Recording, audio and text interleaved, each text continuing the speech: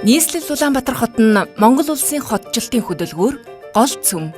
Сүүлийн 10 жилийн хугацаанд нийслэлийн бүсийн хүн ам 56%-аар нэмэгдсэн. 2014 оны байдлаар Монголын нийт хүн амын 40 гаруй хувь нь суурьшсан. Улаанбаатар хотын иргэдийн 40.2% нь орон сууцнд амьдардаг.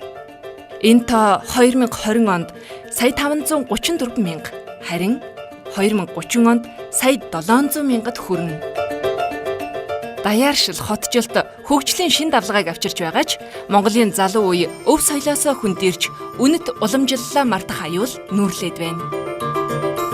Иймээс Дэлхийн эдийн засгийн форумын дэргэдэх Улаанбаатар Global Shapers нийгэмлэгээс санаачлан үндэсний уламжлалт өв соёлоо сэргээн бэхжүүлэх, хойч үедээ өвлүүлэн үлдээх, Монгол хүүхдэд багаар ажиллах ур чадварыг сургах зорилготой Монгол гэр төслийг санаачлан хэрэгжүүлж байна.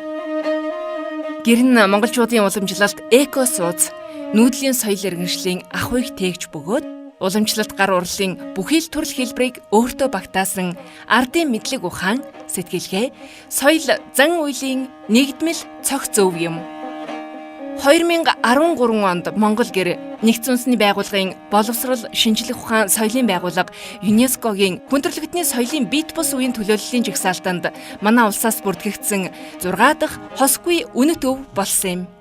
Монгол гэр төсөл ерөнхий боловсролын сургуулийн заавал судлах хичээлийн хөтөлбөрт Монгол гэртэй холбогдох соёл, уламжлалт, мэдлэг, зан үйл, гэр урлагийн талаарх агуулгыг оруулж хүүхдэд гэр барих, буулгах, дадал олгох шаардлагатай загвар гэрүүдийг нийслэлийн 60 сургуульд гардуулахаар төлөвлөд байна. Үндэсний баялаг бүтээгч та бүхнийг бидний санаачлагыг дэмжин хойч үедээ өв соёлоо өвлүүлэн үлдээх энэхүү аянд нэгдэхийг уриалж байна.